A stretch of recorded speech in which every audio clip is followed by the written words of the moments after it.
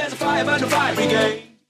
Tonight we are losing this fight.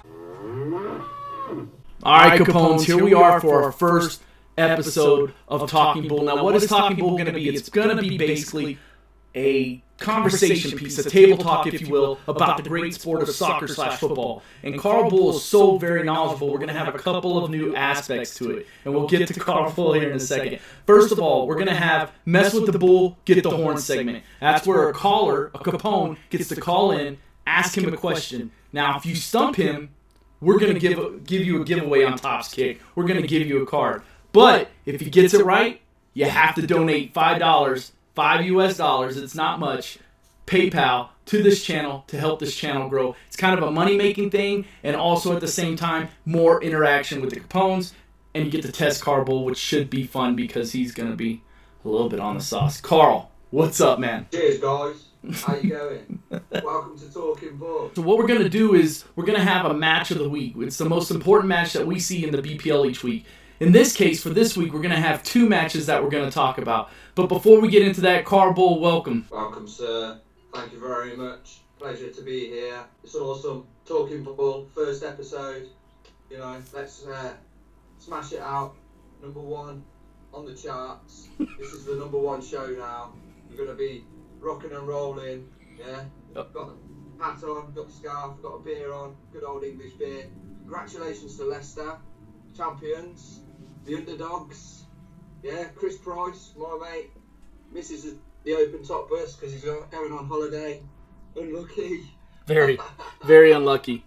I think it's crazy because, I mean, let's not get it twisted. This is unlike anything we ever see here in America. Let me put it, for the American fans, I'm going to put in perspective for you, and for the English fans, you guys already know this, but it's still just so magical, and it doesn't get nearly as much credit as it deserves. This team was a team that was relegated, that was in the division below the Premier League, the highest league in all of English soccer, right? They get promoted in 1 year and barely escape relegation. And then the very next year win the whole damn thing with teams like Man City, Arsenal, Man United, any of them. Pick any of them. They should have been bigger than them. You beat them. All of them. Yeah. Crazy how their teams developed. Like, you know, Champions League next year. Can you imagine? They're going to go to the new camp, Leicester City, and the new camp, Real Madrid, you know, all these European sides are going to entertain Leicester City. And then, you know, if they keep their teams together, they'll have a chance of beating them as well, because they've been that good this year. Crazy. Anyone could do it now. It's just open season, but you never know. Could go back to normal next year. Man City, Chelsea, Arsenal, Man City, Man United, they're all going to be gunning for that title now, aren't they? Well, here's my take on it. First of all, I think it'd be pretty cool. How cool would it be to see Ronaldo at King Power Stadium? I think that would be awesome. I know Pricey would be there in a heartbeat, right? Yeah, they'll be like gold dust tickets next year, won't they? Absolutely. But here's the thing, and I see it a lot in American sports, and what we call is called like the Super Bowl, right? You've heard of the Super Bowl. We have what's called the Super Bowl hangover. I think that because Leicester City won so many games 1-0, that's really hard to do. And it's definitely hard to duplicate. If they lose one or two of their players because Leicester wants to cash out on some of those guys, right? Even if they replace them with big-name guys, the continuity might not be there. I honestly see Leicester taking a big nosedive next year. Nothing against Leicester City. That's just the nature of the beast. What do you think, Carl? Totally agree with you. Unfortunately, if they let one or two, even one or two, it's lots talking about Mahrez and Kante going. If them two were to go, they'd be mid-table or even lower. But hey, let them have their moment in the sun, and we'll see next season. More importantly, shall we talk about this weekend's fixtures? Talk about Man City and Arsenal and Man United versus Norwich. Low-hanging fruit, baby. Let's start with Man U. Man U Norwich. Ooh, I've got no qualms with Norwich staying up. They're doing really well this year. Newcastle are good before. They've got the form and big Rafa Benitez and everything else. But United need the win as well. I'm going for the United on this one, and Norwich unfortunately, will stay in the relegation zone. Whether or not it's going to be enough for them to get fourth spot is a different story. With Man City now out of the Champions League, they got Arsenal. That's a big 6-pointer, isn't it? Like, you know, because Arsenal also can go to second. The combination, the way the fixtures have worked this weekend is very good, because them four are keeping the fixture list alive. Everything else is pretty much sorted. So you've still got the 3 relegation battle down the bottom: Norwich, Newcastle, and Sunderland. And then you've got the race for the Champions League spot. Anything could happen this weekend. What's your take on it? You know, here's the thing. First of all, and no offense to Norwich fans, because I know I'm going to get flamed, but no one wants a Canary in the league anyway, do they? Come on, man. Newcastle's a big, historic club. They should never be sent down, even though their management and their ownership wants to fuck it up somehow. You know what I'm saying? They just want to fuck it up. I don't get it. Controversial, my friend. Controversial. Everyone loves little tiny birds. You're a pretty birdie. Yeah. Pretty birdie. Yeah. Okay, this is just turned into Dumb and Dumber. Remember that? Pretty bird. Yeah. That's me on a pink seat next time, or a big dog with ears. Well, what's going to happen is that Man U's going to snap the canary's neck and give it to a blind kid, just like Dumb and Dumber. That's how we're rolling this weekend. Now, Man City, Arsenal, I've already talked about it on Prime Cuts. This was a big pick. Man City looked outclassed. I mean, it's one thing to lose a game, but it's another to be completely outclassed and never really in the game. And that's what they look like against Real Madrid. And I'm telling you, there's a hangover coming their way. Yeah, they have something to play for, but at the same time, their confidence is nowhere right now. They had the chance. They had to grasp it with both hands. Unbelievable. Unbelievable. Not to have a shot on target the whole game. And you have the likes of Aguero and Kevin De Bruyne. Kevin De Bruyne! What did you just do? What did you just do? First of all, it's Kevin De Bruyne. I don't know what you just did. But I don't know. I've had a drink. You've had more than one. I've done that so many times better than that. I don't know why I said that. We're talking bull anyway. It doesn't matter. Anyway. That's awesome. Anyway. We'll edit that out as well. Maybe. Maybe. Well, he's the editing guy. You know, I'm pointing down there because that's where he is. He's down there in the corner. I'm the main character. Right. Talking bull. Talking bull. Anyway. Real Madrid, yeah. They had the chance. No Ronaldo the first leg, didn't take the opportunity. Second leg, yeah, Real Madrid had all the possession, had all the chances, but they just didn't give it a go. They just didn't have a go. Yaya Toure was absolutely awful, and he's closing down. Compared to the game from the night before, where you've seen Atletico Madrid and Bayern Munich, what a quality game that was. Very and much then you so. saw that shower of shite, and you think, wow, Man City have let the whole competition down, you know. So they'll go to Arsenal, you know, or they'll play Arsenal, and like you say, they'll have a hangover from that. Their heads will be down. Arsenal will be still chasing that second place because they want to beat Spurs, and you'll probably see an Arsenal win there. Whether or not Alexis Sanchez and Ozil start firing again, just to finish off to get more coin for their contracts, because I bet you Hazard's turning form at Chelsea is for one thing only, and that's to move out the club. You heard it there first. He's banging in the goals and he's starting to perform because he wants out, and he ain't going to stick around for that. Was it Kante or Conte? He ain't going to stick around for him. He'll be gone, and that's why he's playing well.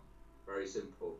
People pick up their game when they want to move, and that's what's happening. Wow, I mean, that's interesting. So you're telling me, and you're calling it right now, Hazard's going to leave Chelsea. Where does he go? He's putting himself in the shop window, isn't he?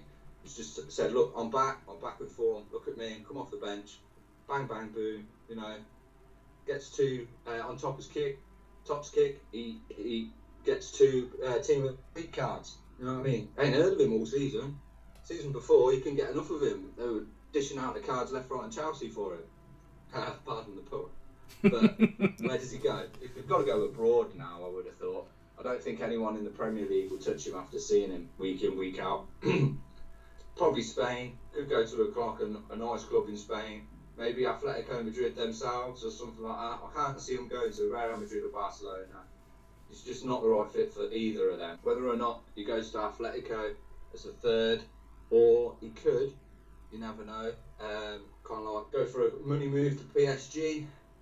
That could be it. PSG is a really good call. I think PSG is, they're willing to dish out money, and they're just a player or two away. The coin, like, maybe a swap deal with Ibrahimovic. Oh. Whether or not, I think he's got an ended contract, but they could have an agreement. Right. They need to fill the gap, so that might be a thing that they might be talking about. That's an idea. that's interesting. I mean, you talk about me being controversial. Those Chelsea fans don't want to hear that because look, and you're absolutely right. Before he was the player of the week and all that stuff, he had scored 0 goals throughout the whole year. His coach had been fired. He's one of the people that was kind of credited for having a shitty attitude, for lack of a better term, that got his coach fired, that put them in actually the relegation zone for the first half of the season, which is insane to think about for a big club like Chelsea. Certainly. Well, that's good stuff right there. From the Bull himself. From the Bull. Hazard, no longer at Chelsea. Don't take it as gospel. I'm just talking bull. That's what I'm doing. Talking bull to you guys. That's what it's all about. So look, guys.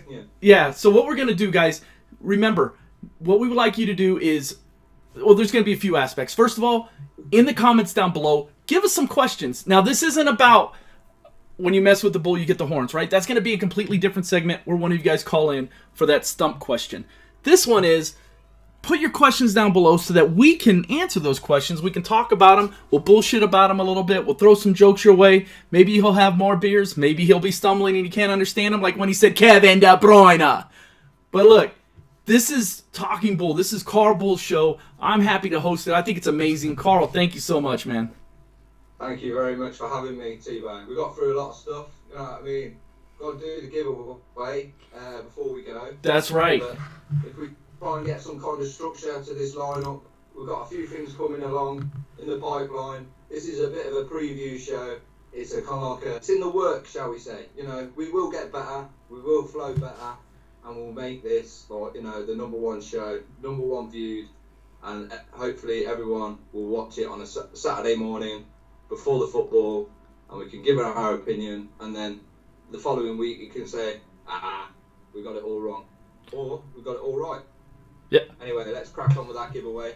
Okay. I'm sure T-Bone will introduce it. Yep. And before we give the giveaway, the one thing I want to reiterate is this. It's the same concept. The concept doesn't change with this channel. It's not my channel, it's our channel. Okay? So get involved. Give us your suggestions. If there's a segment you want to see, let us know. We don't have any problem molding this program into what you guys want to see. Now, what the giveaway is, Carl, you want to talk about what the giveaway is exactly real quick, and then I have the tweet loaded. I was approached 2 weeks ago by Billy Madison, I think his name is. He's quite active on Twitter. CCFC Norwich, Norgs. I think it's Norwegian, yeah. He's EBF and some numbers on Twitter. He hit me up and says, look, I want to give away the real 1 in 20 Philippe Coutinho redemption card. Wow. Obviously, he's scratched the code off, he's redeemed the code, and the in-app card, the digital card, he's going to keep himself. But he wants to give away the actual card it came in, out of the pack. It's all sealed, and it's only 1 in 20. I think that's an amazing collectible, real life, something you can hold in your hand instead of your phone or your iPad. I would think, personally, I mean, I'm not a big collector of cards, but that's got to be better than the actual thing on the phone anyway, like, you know what I mean? I don't know how much it's worth, I've not looked into it, but I could imagine within time, if Topps kicks off, you know, everything goes up, like FIFA, I could imagine that being a vintage like card and could be worth thousands in the future. You never know. Yeah, you never know. And hey, first of all, to the person that donated that, because I know that his name, he tried to say your name, but it was like a lot of letters, a lot of words, and then it was starting to get slurred a little bit. So thank you very much to the person who donated that. I think it's so awesome. And Carbull just disappeared, and then he reappeared. All right. It's notification from bloody Twitter or something like that. I've put it on do not disturb, but it just doesn't. It doesn't listen. It keeps on disturbing me. Keeps on disturbing. All right, I've got the tweet loaded. I'm pulling up the tweet right now. It's loading the tweets. Chris is your winner. Chris, he's won before, hasn't he? Chris, I don't know. At Mr. Clutch 31. Chris the Fish! Chris the Fish! He is a top banana! Chris the Fish. I'm like, I know that picture. Yeah, that is cool. Chris, they're going to be like, fix. Look, you guys know my giveaways. Never a fix, man. I wouldn't do that to you. That's good stuff. I love that. What a time to win it. Chris the Fish. Yeah, he's going to lose his mind. Hey, I'm so glad someone well-deserving, because I tell you, that kid, he's a spotty dog. He's a top bloke, like, you know what I mean? I know him very well. So do you, T-Bone. I tell you, no shit, that is a relief not to have any freaking people that are going to try and hawk it for something else. Yeah. Because he'll keep that card. He will. And he'll probably keep it under his pillow of a night time. That's how much he'll like it. Absolutely. And look, like Carbull says, it's no shit. And you know what? It's truly no bullshit. All right, and with Carbull, I'm T-Bone. Thank you very much for being with us with the first episode of the Talking Bull. And until next time, I'm Carbull, I'm T-Bone, and we're out.